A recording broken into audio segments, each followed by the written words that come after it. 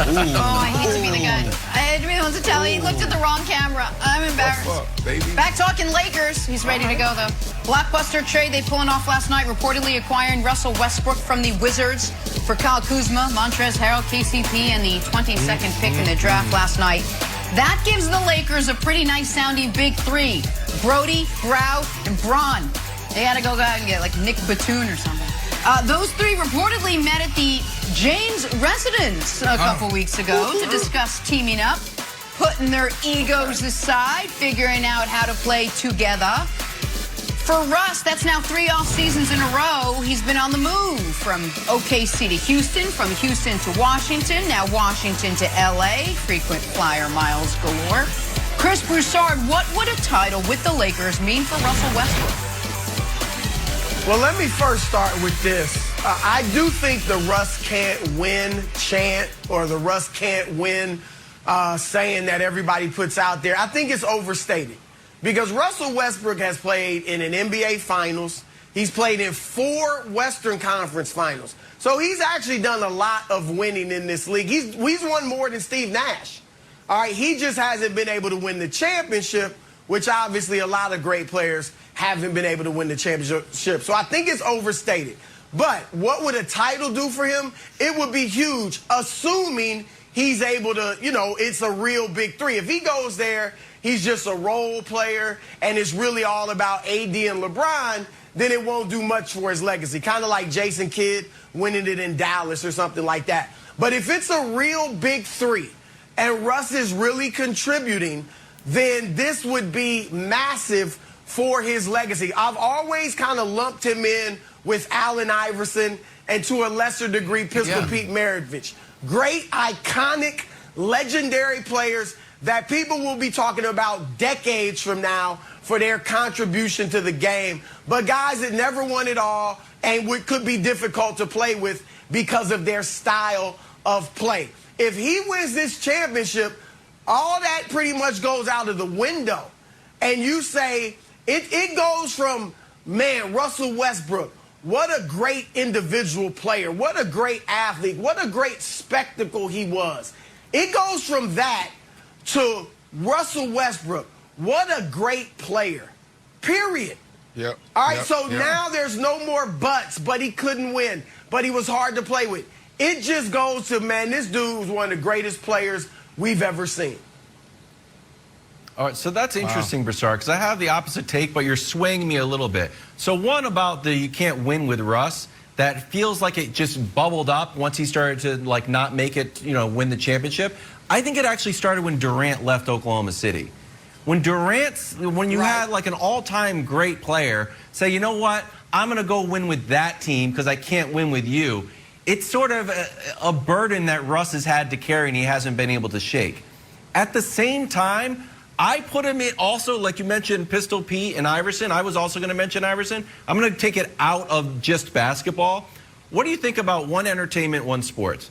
I think like Christopher Walken and Barry Sanders, which are both intense and do things so unique. They're sort of one-of-one individual personalities that if Christopher Walken won an Academy Award, I don't think anyone would be like, I think more highly of him. I think you would still think he was just amazing. And if Barry Sanders won a Super Bowl, I don't know, be like, oh, I think differently of him now. To me, I feel like they're swimming in their own lane, Broussard, in that, like, if Russ wins or does not win, he will still be, the first line of his Wikipedia is still all the triple doubles. It's still about the intensity. It's still about his ferocious competitiveness. I don't think it leads with like NBA champion, how we do with Garnett. You know what I mean? I still think it's like the triple doubles are the main thing. So I think that the Pistol Pete thing, I still have him in that category of like great individual performer. Whether or not you win a title, your legacy is already in stone. Well, he's certainly a unique player. I mean, I don't really know where to put him. Do we rank him with the point guards? Do we rank him with the shooting guards? Yeah. He's just a great player. All right, so I'm with you there, Wiles. But winning is so emphasized now in the NBA. I mean, it's all about did you get a ring that I do think it'll be huge for him. With Oscar Robertson, you're right. The greatest part of Oscar's legacy is he averaged a triple-double. But we also can at least say he did win a championship. If Oscar had never won a championship, I think his legacy would be different, even though that's the second paragraph and not the first. As far as Barry Sanders, here's the thing with Barry. Winning for running backs, I mean, there have been tons of great running backs. Earl Campbell, O.J. Simpson, Eric Dickerson, who never won a championship. So Walter Payton, by the time he won it, you know, he was at the end of his career. So I think it's different for running backs than it is for the NBA, where it is all about did you get a ring? Right. All right, look, I want to go back to what Jenna first talked about. I don't want to gloss over that because it's important. With Jenna, what you said was this big three met at LeBron's house. I'm assuming that it's the house that we saw in Space Jam 2, and they probably met on that basketball court, which was the opening scene. So they all got together at LeBron's estate. They got on that basketball court, and they sat down, and they said they walked away. Yeah, it was awesome this past weekend. And they walked away from that meeting, and they said, okay, we're checking our egos. Well, the last time we talked about this was when when you inserted James Harden into the Brooklyn Nets discussion in the equation, and we all said the same thing. This is a chemistry experiment. How is this going to work? I was one that said they had to sit down. Nobody talked about that big three sitting down. Said, look, for something like this to happen, those guys got to sit down and before the deal get done and say, okay, how do we get this done? How are we going to play? I felt like, and there was a couple people, Chris, you were one that's like, look, it can work. You got KD. KD's a guy. He can figure it out. He did it in Golden State. Right. He doesn't need to dominate the ball. There's so many different ways he can get open. There's so many different ways he can get his shot, right?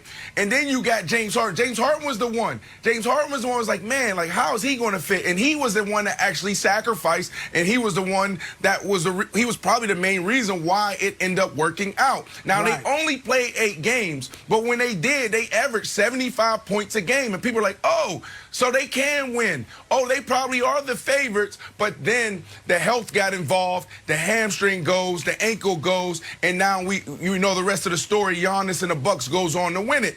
Now, when you think about this, whilst here's where I'm off, I'm glad that they sat down and talked. I'm glad that they checked their egos. But what I just don't believe is, I don't believe they have. I think this is a bad mixture of this talent. Like Westbrook is a guy in Houston that tried to fit in, and it didn't work with James Harden. Why? Because he needs the ball, and we know. Got LeBron James on the other side. He needs the ball. So who's actually going to sacrifice? And here's the thing. Westbrook, it's not about like, okay, yeah, he might say, all right, I don't need the ball. But I don't think he's good when he doesn't have the ball in his hand. That's why I go back to Houston, because he tried that and he wasn't himself. And then when he was himself and he was ball dominant again, he went back to averaging a triple-double. So who is going to be that guy that makes that who can make this sacrifice and will make this sacrifice is my question. Yeah, so I get it that we had the similar conversation about the Nets, like who's going to check their egos. I don't think Russ is an ego thing at all. Not one bit. I just think that Russ is such a unique player. It's like having, you know, a heavy metal singer, a superstar who's used to playing arenas, and they're like, hey, I need you to join this, you know, foursome group. And like, yeah, but I'm going to rock. When the music comes on, I'm going to grab the microphone and I'm going to rock it. And like, oh, okay, but you kind of got to like, no, I'm going to rock the stadium. I'm going to tear the place down. Like, that's what it's going to be. It's not like, are you going to share the ball? Like, it's just not how he plays. It's not what makes him special. So if Frank Vogel and LeBron sort of have a plan, they better have a plan like what they did in Houston, where you clear Capella out and let Russ do his thing. And because he's not going to sit out there and be sort of like, you know, the sidecar to James Harden. You got to clear Capella out, let him drive more, start playing them, you know, off against each other. So I don't know if that works. If you have AD sitting out on the perimeter and LeBron sitting out on the perimeter, and let Russ drive, because that was how he's most effective in Houston, Broussard. Well, here's the thing. The reason why it could work in Brooklyn is because all three of those guys can shoot. That's it. And like I said with the Lakers, none of them can really shoot. LeBron's a good shooter. AD and Russ not a good shooter. AD's a so-so for a big man. All right, so that's the difference. What's the floor spacing going to look like? It's great that they came together and talked. And I agree with you, Wiles. It's not an ego thing. Russ is willing to do it. He deferred to Jay. And I don't think these three guys' games complement each other. Remember, LeBron was working out with Derrick Rose.